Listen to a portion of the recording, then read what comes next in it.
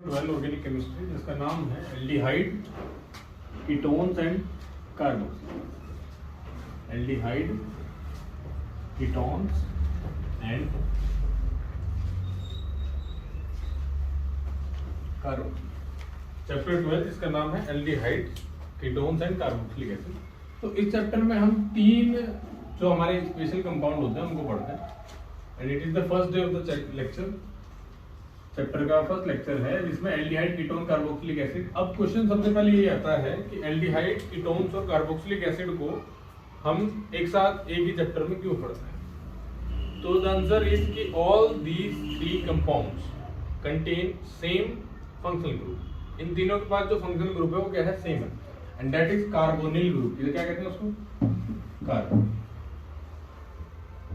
तो तीनों जो कंपाउंड है उनके पास जो फंक्शनल ग्रुप है वो क्या है, कार्बोनिल। कार्बोनिल ग्रुप होता क्या है, पहला क्वेश्चन। तो कार्बोनिल ग्रुप होता है जब C के ऊपर डबल बॉन्ड हो, मतलब carbon oxygen bond with double bond, ठीक है, इसको आप क्या कहते हैं, कार्बोनिल ग्रुप। अब ये कार्बोनिल ग्रुप की जो दो बॉन्ड है वो फ्री है, तो उसमें ऑन द बेसिस कि उनसे क्या अटैच है, कार्बन के जो दो बॉन्ड है, ये डिसाइड होता है कि कौन सा एल्डिहाइड होगा, कौन कीटोन होगा और कौन कार्बोक्सिलिक एसिड होगा। तो अगर मैं क्या बात करूं, अगर मैं कहूं कि अलग से बना लेते हैं, अगर हम कार्बोनिल कंपाउंड जो ये बना रहे हैं उसमें जो कार्बन की दो वैलेंसी हैं उनमें से एक H रिजर्व कर दें कि H यहां रहेगा, तब उसको आप क्या कहते हैं, एल्डिहाइड। क्या होगा वो, एल्डिहाइड। वो क्या होगा, एल्डिहाइड। तो एल्डिहाइड की पहचान क्या हो गई कि जो आपका कार्बन का एक जो वैलेंसी है वो हाइड्रोजन से ही रिजर्व रहेगी। कीटोन्स की बात करते हैं, तो जब हम कीटोन्स की बात करेंगे तो जो दोनों वैलेंसी हैं इसकी, उन दोनों में एल्काइल ग्रुप लगेगा, दोनों में, एक में नहीं। एल्काइल ग्रुप कहाँ लगेगा, दोनों में, R। इट में भी CH3, C2H5 कुछ भी। तो कीटोन्स में कार्बन की जो दोनों बॉन्ड हैं वो किससे पूरे होंगे, R से। It is compulsory. यहाँ H भी हो सकता है, R भी हो सकता है, वो हम डिस्कस करेंगे अभी। जब हम बात करें कार्बोक्सिलिक एसिड की, तो कार्बोक्सिलिक एसिड में एक वैलेंसी OH से होनी चाहिए। अगर एक वैलेंसी OH से होगी तो ये पूरा COOH बन जाएगा और इसी को आप क्या कहते हैं, कार्बोक्सिलिक एसिड। इधर H भी हो सकता है, R भी हो सकता है। कीटोन्स में आप याद रखें, कीटोन्स में दोनों क्या होने चाहिए, R। क्या होने चाहिए, दोनों R। कीटोन्स में दोनों R होने चाहिए। जिन्हें R नहीं पता है तो R में भी CH3, C2H5, C3H7 SO। तो ये क्या होता है, दीज आर एल्काइल ग्रुप्स। क्या कहते हैं इनको, एल्काइल ग्रुप्स। तो हमने क्या इस तरह से ही पढ़ लिया और हमने तीन तरह का जो आपके कंपाउंड यहाँ हम पढ़ने वाले हैं उनका स्ट्रक्चर एक बार ओवरव्यू कर लिया, ठीक है। आगे हम बात करते हैं नेक्स्ट वेरी इंपॉर्टेंट कि सीधा आते हैं कि इसका जो नोमेनक्लेचर है वो कैसे करना है। Nomenclature very important.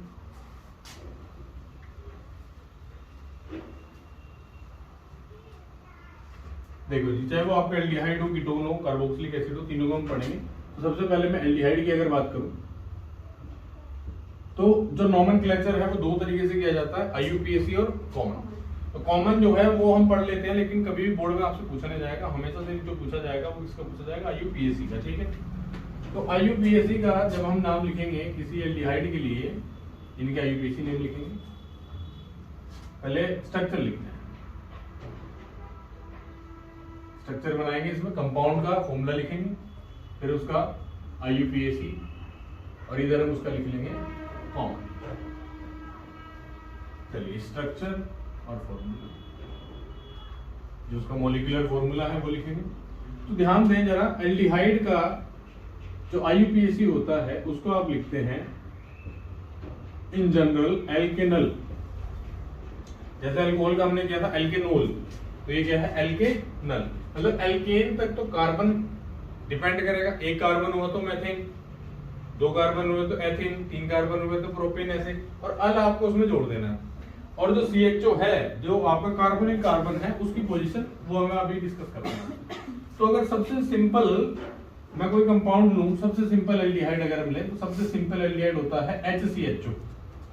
CHO तो होना ही फिक्स था, स्ट्रक्चर बना सकते हैं इसका, इसको ऐसे देखो, ये तो फिक्स होना ही है एल्डिहाइड में। और इधर मैंने क्या लगा दिया, H। HCHO बन गया। HCHO की जब हम बात करेंगे तो HCHO का नाम कैसे रखेंगे? Total number of carbon in this, कितने कार्बन दिख रहे हैं आपको? एक, तो एक कार्बन है, तो आईयूपीएसी इसका हो जाएगा मिथेनल। मीथेन एक कार्बन की वजह से, और अल आपने लगा दिया क्योंकि ये एल्डिहाइड। एल्डिहाइड में जो सफिक्स लगता है वो क्या लगता है? अल। बात समझ में आ रही है? दो कार्बन ले लेते हैं। चलिए एक और बात आपको याद रखनी है कि जो आपके एल्डिहाइड होंगे वो जितने भी हम एल्डिहाइड लेंगे, एल्डिहाइड हमेशा, मैं अगर आपसे कहूं तो एल्डिहाइड जो होते हैं वो हमेशा प्राइमरी होते हैं। कैसे होते हैं? हमेशा प्राइमरी। बहुत इंपॉर्टेंट बात है, डीप, अगर कहीं एमसीक्यू में आ जाए कि which of the following is the secondary aldehyde, तो उसमें एक ऑप्शन होगा नन ऑफ दी। तो क्यों? वो इसलिए क्योंकि सी डबल बॉन्ड ओ और एक साइड एच होना ही होना है, तो यहाँ एक ही वैलेंसी बचेगी और वही एक कार्बन से ज्वाइन होगी। All the aldehydes are primary. ठीक है, तो इस तरह से आप जितने भी एल्डिहाइड है उनको बना सकते हैं। उसको आप कहते हैं, अगर इसका हम एल्डिहाइड ले लें तो ये होता है एल्काइल एल्डिहाइड। Alkyl aldehyde. तो इसकी बात करिए, इसमें क्या लगा है? मिथाइल। तो मिथाइल एल्डिहाइड, इस वाले का बात है, मिथाइल एल्डिहाइड।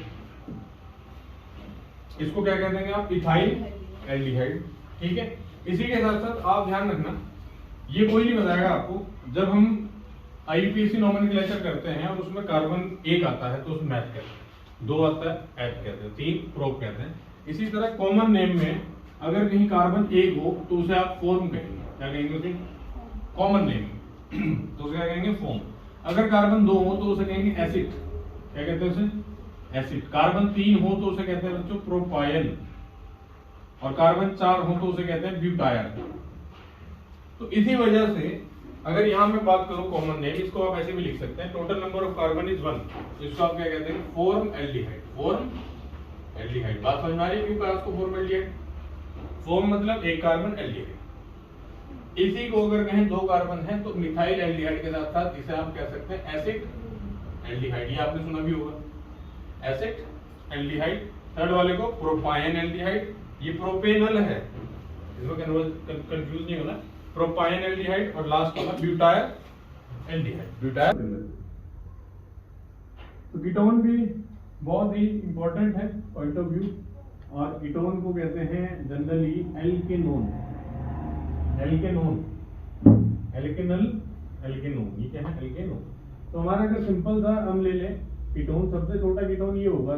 ठीक, सोचो आप, सी डबल बॉन्ड होना जरूरी है और दोनों तरफ मिथाइल, ये सबसे छोटे होते हैं तो अल्काइल वही लगेंगे। Total number of carbon is 3। क्या बनेगा? प्रोपेनॉन। प्रोपेनॉन क्या बनेगा? 3 कार्बन है, 4 कार्बन ले ले। कैसे? अगर एक तरफ C2H5 हो जाए, सी डबल बॉन्ड हो, दूसरी तरफ CH3, total number of carbon 4, butanone. क्या नाम बनेगा इसका? ब्यूटेनॉन।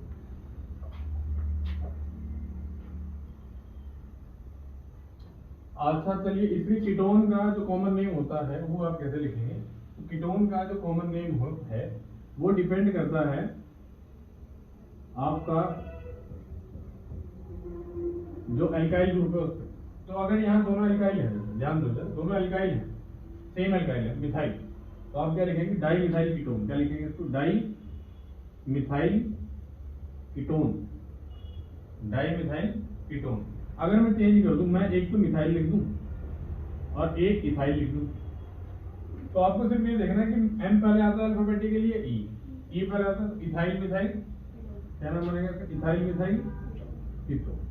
तो अगर हमारे पास एक तरफ C3H जो है C3H7 हो और एक तरफ जो है C5H11 हो, इसका नाम होता है पेंटाइल प्रोपाइल। कौन आएगा पहले?